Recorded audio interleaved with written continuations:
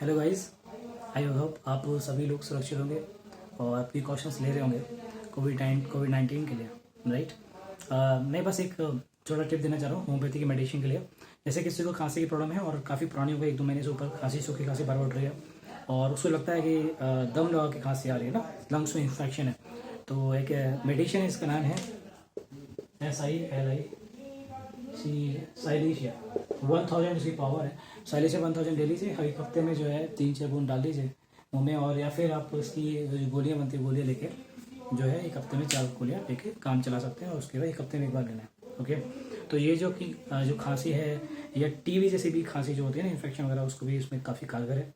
I have tried this, तो मैं आपको बता रहा हूँ, यूज इट। एंड बाकी इम्यूनिटी बूस्टिंग के लिए आप गुलायरस बहुत इंपॉर्टेंट है। मैंने सुनने में आया भी गुलायरस आपकी इम्यूनिटी बहुत बूस्ट कर रहा है और आपकी रोग प्रतिरोधक क्षमता को बहुत बढ़ा रहा है, जो कि कोविड इन्फेक्शन जो हो रहा है लंग्स में डायरेक्टली हो रहा है उसको बहुत हेल्प करेगा। ओके, तो use it well. Immunity booster दाई का तुलसी आप यूज़ कर सकते हैं गर्म पानी में। ओके, ये सब चीज़ें लेते रहिए, बिल्कुल stay safe and stay healthy. Okay, thank you.